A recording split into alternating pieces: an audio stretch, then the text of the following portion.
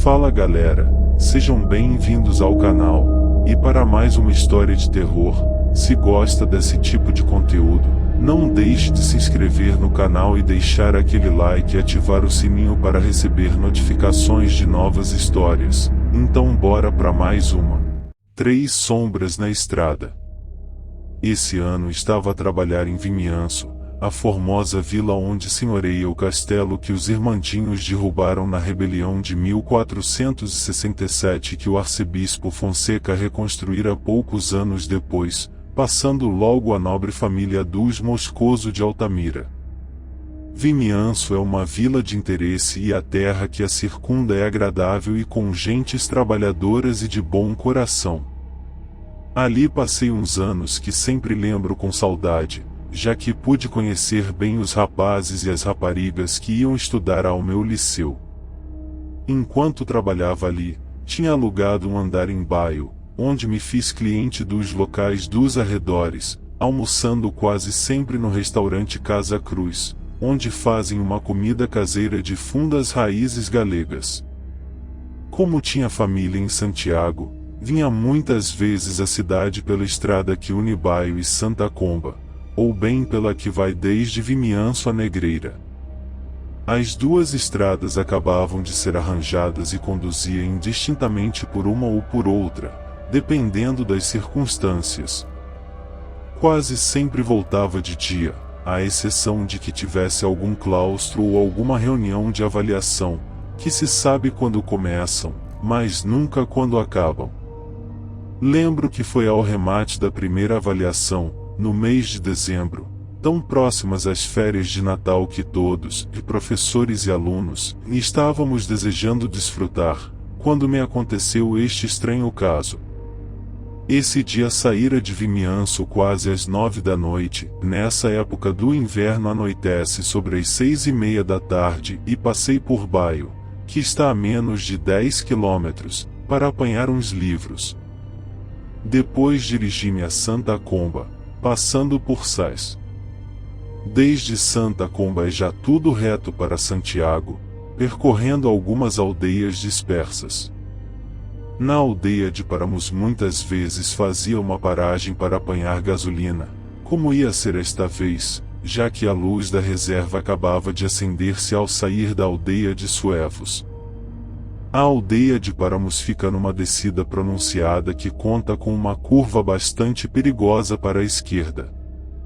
Nessa zona há numerosos acidentes e quase sempre se vêem restos de vidro no asfalto. Ia bastante devagar enquanto descia por aquela encosta pronunciada, pelo que tive tempo de entreter-me observando os acostamentos da estrada. Foi então que observei algo estranho. Havia 3 rapazes que, a um lado, como a 10 metros à minha direita, estavam a caminhar paralelamente à estrada entre as árvores da floresta. Não pareciam pessoas normais, já que uma estranha luminosidade os envolvia. Quando os ultrapassei, olhei pelo espelho retrovisor para eles, mas já não os pude ver entre as árvores. Antes de chegar à curva, parei o carro a um lado e, sem sair à estrada, escrutei quase durante 1 minuto os arredores, mas não vi mais nada. Só estava acesa uma luz na casa que se encontra quase na curva, mas ao lado direito da estrada. Fiquei tão surpreendido que mesmo me esqueci de apanhar gasolina até chegar a Santiago. Não podia dizer-lhe a ninguém o que tinha visto, porque se tivesse de jurá-lo, asseguraria que o que vira eram fantasmas. Ao dia seguinte, depois de trabalhar, regressei à aldeia e ali parei um bocado na bomba de gasolina. Falamos um bocado, enquanto comprava o jornal, e arrisquei uma pergunta. Por certo, sabe se aconteceu algum acidente na curva? É que sempre que passo vejo vidros. O homem olhou para mim com a vista cansada e respondeu quase sem ganas. Pois é. No ano passado, quase nesta altura, houve um acidente bastante grave. Creio que morreram 3 rapazes que estudavam em Santa Comba. E, baixando a voz, acrescentou: saiu uma reportagem sobre o caso N.A. Voz. Veio por aqui um periodista para entrevistar toda a gente, mas eu, claro, não tinha nada que contar, porque o acidente foi de madrugada e a bomba estava encerrada. No outro dia, quando regressei de trabalhar, parei depois da curva de Paramos, num bar que se encontra antes do posto de gasolina, de nome O Moleiro, mesmo à beira da pista asfaltada que conduz às aldeias de Cabanas e de Lanhas, e pela que se vai a Negreira. Estava na parte baixa de uma casa de 2 andares, com uma fachada revestida de painéis de granito rosa polido. O bar parecia-me um bom sítio para perguntar, já que é costume que ali se juntem os homens da aldeia para comentar as notícias. Era óbvio que o acidente deve ter sido um acontecimento bem conhecido no lugar e que se deve ter falado muito sobre ele. O interior do bar tinha forma retangular. O balcão estava à esquerda, e um homem já idoso, de uns 60 anos, quase careca, atendia os clientes, embora agora estivesse sozinho. Pedi um chá com leite e apanhei o jornal para fazer que lia. Quando o dono me serviu o chá, olhei para ele, e, como quem falava por falar, disse: deve ter tido algum acidente aí atrás na curva. Está tudo cheio de restos de um carro. Sim, foi o outro dia. É que conduzem como loucos, repostou. Algum dia vai haver uma desgraça, disse eu, candidamente, aguardando que me contasse o que sabia do acidente do ano passado. O homem ficou parado, a olhar para mim, e acrescentou: pois no ano passado houve ali um acidente gravíssimo. Morreram 3 rapazes e uma rapariga que ia com eles ficou gravemente ferida. Não me diga! Exclamei, fazendo-me o surpreendido. Pois sim. Foi por estas mesmas datas, porque 2 dias depois foi o sorteio da lotaria de Natal. Lembro-me bem disso. E continuou dando alguns detalhes truculentos do caso. Eu estava a pensar que, se o acidente tivesse sido dia 18 de dezembro, curiosamente coincidia com a noite que tinha visto aquelas 3 sombras na estrada, como a celebrar um trágico aniversário. Suponho que a família que vive ali na curva não terá passado bem, sabendo que tão perto delas morreram 3 pessoas, interrompi.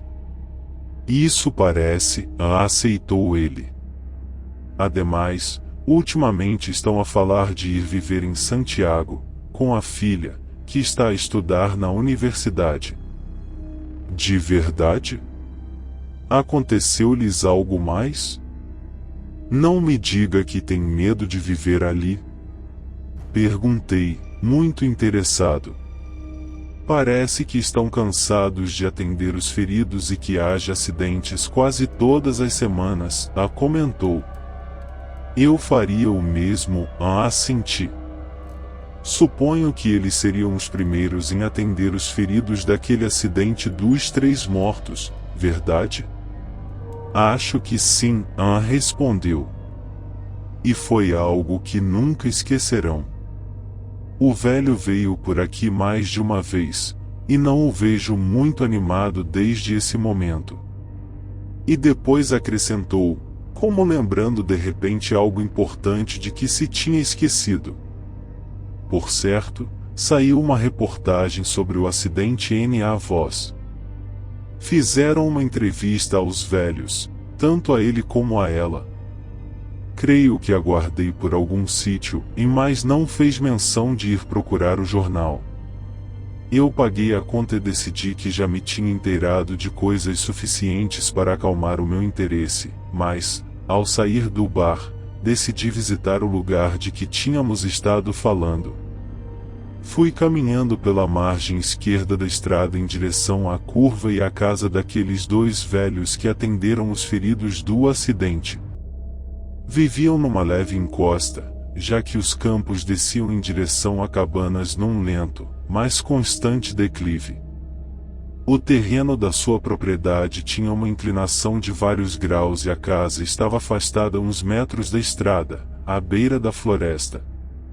A finca estava toda coberta de relva sem aparar e num cercado viam-se várias ovelhas a comer de uma manjedoura de madeira na que alguém tinha depositado erva fresca. Havia também um pequeno espaço onde crescia algo de milho. Ao aproximar-me mais, pude divisar melhor todo o vale de Cabanas, completamente verde, com campos de relva e extensas florestas que cobriam as suaves colinas que apareciam a ambos os lados. Era uma formosa paisagem na qual quase nunca se repara ao viajar de carro. Observei um caminho asfaltado, que não se via desde a estrada que a rodeava pela parte superior para permitir o passo dos carros. Ultrapassei a casa e cheguei ao lugar onde tinha divisado aquelas 3 estranhas sombras. Apesar do tempo que tinha passado, ainda se viam no encostamento da estrada alguns restos do acidente. Havia vidros rotos e pedaços da carroçaria. As peças metálicas eram todas de cor vermelha. Decidi entrar na floresta pela minha segurança, porque alguns carros baixavam a íngreme encosta e não queria que me levassem por diante. Crescia ali uma pequena plantação de eucaliptos e alguns pinheiros isolados. Antes da curva, uma vedação metálica quebrada protegia a zona. Um pinheiro estava colocado à frente dela e nele viam-se os vestígios de várias colisões. Apresentava sinais de um forte impacto lateral, mas a árvore não se tinha partido apesar do golpe, devido à consistência do seu enorme tronco. Estive observando o chão, coberto da caroma dos pinheiros. Havia restos da carroçaria e, o que mais me impressionou, um sapato de mulher manchado ainda de sangue, que não ousei tocar. Já tinha bastante com aquilo, pelo que decidi que devia ler, fosse como fosse, aquele famoso artigo do jornal. Apanhei outra vez o carro, que tinha deixado no estacionamento do bar, e voltei a Santiago. Tinha tempo aquela tarde e fui à Biblioteca Geral da Universidade para tirar uma cópia do texto do jornal. Quando cheguei à biblioteca, que está muito próxima à catedral, na Praça de Fonseca, subi à sala de investigadores. Havia 6 pessoas consultando revistas e livros antigos. Uma delas consultava no computador o registro de publicações, procurando algum texto de interesse. Eu sabia bem ao que ia, pelo que solicitei ao bibliotecário, um homem de uns 45 anos, que estava a ler o romance de Manuel Rivas O Lápis do Carpinteiro, os exemplares de A Voz dos últimos 10 dias do ano passado. Só demoraram uns 5 minutos em trazer-me uma pasta volumosa de cor verde escura que levava na lombada o título e La Voz de Galícia. 31 de dezembro. Mais abaixo aparecia também a menção do ano. A reportagem que procurava fora publicada em 20 de dezembro. Tratava-se de um relato dos feitos assinado por um jornalista com as siglas J.L., Redação, Santiago. Ia escrita a 4 colunas e incluía também uma foto, a preto e branco, de como tinha ficado o carro completamente destroçado. O artigo começava assim: 3 mortos no acidente de Paramos. Uma ferida grave encontra-se no Hospital Clínico de Santiago. 3 dias de luto oficial na vila de Santa Comba. Na passada madrugada do 18 ao 19 deste mês de dezembro, uns minutos antes das 2 da madrugada, na aldeia corunhesa de Paramos, no quilômetros 21 da estrada comarcal 545 que une Santiago com Santa Comba, produziu-se um grave acidente no qual faleceram 3 jovens, todos eles da vila de Santa Comba. Eram Juan Carlos Amigo Deveza, de 19 anos, Antônio Migues Hernandes, de 18 e Pedro Fernandes Paz, também de 18. No acidente ficou ferida a rapariga Luísa Santos Deveza, noiva do primeiro dos falecidos, que era também o condutor do veículo sinistrado. O acidente aconteceu quando, por causas ainda desconhecidas, o veículo que conduzia Juan Carlos Amigo saiu da via pela margem direita, golpeando-se lateralmente contra uma árvore de grandes dimensões que quase partiu o carro à metade. O tramo em questão é reto, embora numa abrupta encosta, pelo que se supõe que o condutor ficou adormecido ou sofreu um despiste, já que não se encontraram sinais de travação no asfalto. Num primeiro momento, devido ao estrondo do acidente, os feridos foram atendidos pelo casal dos Ferreiro, que vive numa casa muito próxima ao lugar. Quando os dois anciãos chegaram à cena do acidente, já não puderam fazer nada pelo condutor, que estava delirando e pronunciava frases incoerentes antes de morrer, ainda que observassem que a rapariga, que ia no assento do copiloto, ainda estava viva. A mulher regressou rapidamente à casa para pedir uma ambulância, enquanto seu marido atendia os feridos. Segundo as declarações deste, a primeira ambulância chegou aos 15 minutos, procedente do Hospital Clínico de Santiago, e uma segunda ambulância chegou 2 minutos depois. No lugar já se encontrava uma dotação da Guarda Civil, que acabava de chegar. O Sr. Ferreiro, enquanto aguardava pelas ambulâncias, prestou ajuda aos 2 rapazes que iam nos assentos traseiros, mas, infelizmente, um deles morreu nos seus braços, enquanto o outro faleceu na ambulância, caminho do hospital. Segundo a sua versão, nenhum destes 2 falecidos levava, quando ele chegou, posto o cinto de segurança. No seu último informe, a Direção-Geral de Tráfico considera que o cinto de segurança podia ter salvado a vida de mais dos 40% dos mortos por acidentes de tráfico na nossa comunidade autônoma. Unicamente a rapariga chegou com vida ao hospital, onde ficou ingressada na unidade de cuidados intensivos, com prognóstico muito grave, embora os médicos não temam já pela sua vida. O Sr. Ferreiro e a sua mulher tiveram de ser assistidos pelos serviços de urgência devido às terríveis cenas às que assistiram. A sua filha, que estuda em Santiago, encontra-se com eles nestes momentos, tentando ajudar-lhes a superar a profunda impressão. A Câmara Municipal de Santa Comba, de onde eram os 3 falecidos, decretou 3 dias de luto oficial, ondeando desde então as bandeiras a meio pau. O enterro dos 3 adolescentes será o próximo sábado na Igreja Paroquial de São Pedro de Santa Comba. Espera-se que assista uma grande quantidade de pessoas, já que as famílias dos falecidos são muito conhecidas. O artigo continuava ainda mais um bocadinho, aportavam alguns dados que já não me interessavam. Decidi tirar uma cópia para poder reler o artigo às vezes que fossem necessárias. Ali mesmo, na sala, há uma fotocopiadora para uso dos investigadores, que utilizei para a ocasião.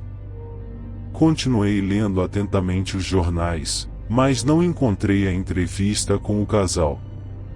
Talvez tivesse sido publicada algo depois, já que na notícia se dizia que eles estavam a tratamento pelo trauma recebido. Quando deixei a biblioteca, regressei andando à minha casa, mas não podia deixar de pensar no caso e naquelas 3 sombras que vira desde a estrada. Como no dia seguinte não devia trabalhar, já que começara a desfrutar as minhas férias de Natal, decidi ir até Paramos para falar com o Sr. Ferreiro. Tinha um grande desejo de falar com ele acerca das circunstâncias do acidente, sobretudo, saber se tinha notado alguma coisa estranha desde aquela data. Quando cheguei a Paramos, Estacionei o meu carro novamente no bar e segui a pé. Na casa dos Ferreiro não havia ninguém e apesar de que insisti várias vezes pareceu-me que a casa estava vazia. Os animais que viram outro dia já não estavam e a casa tinha todas as janelas fechadas. Supus que teriam ido viver com a filha Santiago.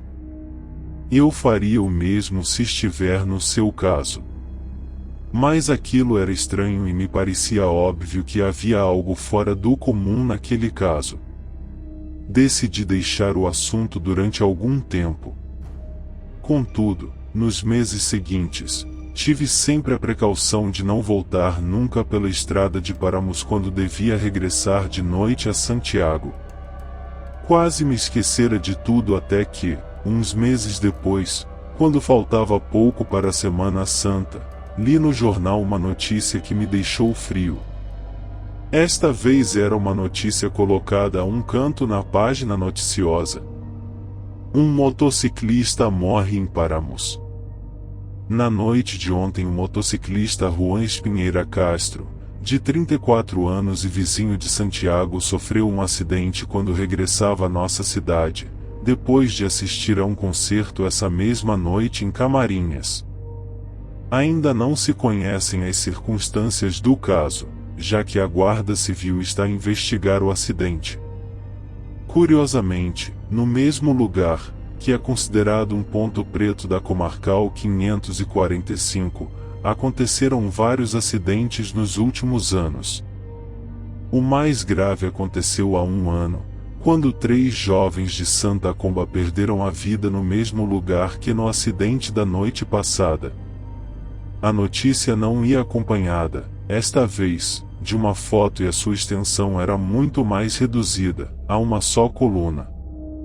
Outra vez um acidente de madrugada no mesmo ponto era demasiado para ser uma simples coincidência. O jornal não apontava mais que aqueles simples dados, pelo que fiquei intrigado. Aquela tarde, ao regressar do trabalho, reparei nos sinais do acidente. Havia uma marca de travagem sinalada no asfalto, paralela à linha que indicava o centro da estrada, mas, curiosamente, a marca ia derivando na parte final face à margem direita, morrendo na depressão do acostamento da estrada. Outra vez repeti o passeio de 4 meses antes, procurando na floresta algum resto do acidente. Chamou-me a atenção que o motorista se tivesse estrelado contra o mesmo pinheiro que os 3 adolescentes. Via-se a marca do golpe da motocicleta num ponto mais baixo, junto com pedaços do tubo de escape, o farol e um espelho roto. Arrepiou-me observar um charco de sangue calhado, que manchava o chão, mesmo ao lado do pinheiro e que cobria as folhas mortas. Aquele lugar tinha algo de macabro. 4 pessoas tinham morrido no mesmo ponto num espaço de tempo demasiado curto e era óbvio que algo fora do comum rodeara os acidentes. Se tivesse sido um homem mais valente do que sou, teria regressado alguma noite para tentar ver outra vez aquelas sombras. Talvez agora fossem 4 e não 3. Não sabia que fazer. Talvez pudesse pôr-me em contato com alguma sociedade ocultista para que investigassem mais o sucesso, talvez instalar alguma câmara ou realizar alguma gravação. Ou, o que cria melhor, esquecer-me de tudo antes de ser mais afetado do que já estava. Tinha tido a precaução de levar a minha câmera digital e assim pude tirar fotos de tudo que me chamou a atenção. Comecei pelos sinais de pneus na estrada. Também tirei fotos do charco de sangue calhado, dos fetos manchados, do solo coberto de folhas mortas, dos restos da motocicleta e da floresta que se encontra mais atrás. Aquela tarde assisti, como um familiar ou como um amigo mais, ao enterro do falecido. Foi fácil saber o lugar em que se ia celebrar, Depois li no jornal uma participação com o nome do morto e o lugar da missa pela sua alma, na paróquia santiaguesa de São Miguel. Curiosamente, essa era a paróquia onde eu tinha sido batizado, tão próxima ao mosteiro de São Martinho Pinário, dentro do recinto histórico da cidade. A igreja de São Miguel estava cheia de pessoas que assistiam ao enterro. Vi as coroas de flores, os rostos chorosos dos familiares, os abraços dos amigos e ouvi conversas feitas em voz baixa de pessoas desconhecidas. Tive o cuidado de ter os ouvidos atentos ao que se dizia, mas não encontrei mais pistas que as que já conhecia sobre o acidente. Também participei no cortejo fúnebre até ao cemitério de Boisaca, e ali aguardei até que a caixa desceu a cova e os coveiros cobriram o oco no que repousava o féretro com 3 peças quadradas de formigão, que selaram com cimento fresco, sobre as que colocaram um monte de coroas e de flores. Acho que fui o último em voltar a casa e deixar o lugar. Quando me fui embora, o sol ia descendo por detrás do Monte Pedroso, num pôr do sol avermelhado, que pressagiava bom tempo para o dia de manhã. Quando cheguei ao meu lar, decidi transferir as fotos da câmara para o meu computador pessoal. Preparei a câmara e liguei o cabo ao computador, pelo que automaticamente as fotos foram descarregando-se uma a uma. Deixei que o trabalho se fosse realizando enquanto eu ia à cozinha beber um copo de água. Ao voltar, o processo tinha finalizado, pelo que comecei a ver as fotos que tirara aquela manhã. Não observei nada de estranho até que uma das fotos me chamou vivamente a atenção. O que vi na pantalha encheu meu coração de um horror indescritível.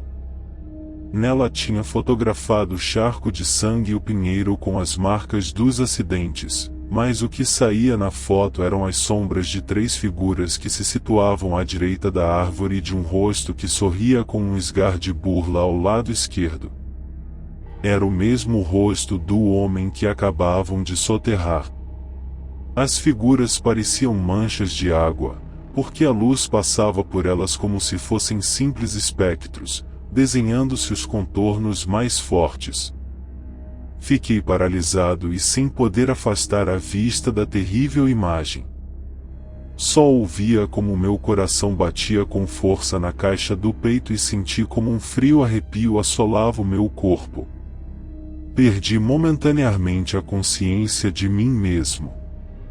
Quando recobrei as forças, a lua ia alta no horizonte e as sombras da noite enchiam as ruas da cidade. Agora já não volto nunca pela estrada de Paramos, nem de dia nem de noite. Não quero por nenhuma circunstância que o meu nome apareça algum dia numa pequena notícia a um canto na página do jornal. Fim. Se gostou, deixa o like e não esqueça de se inscrever no canal.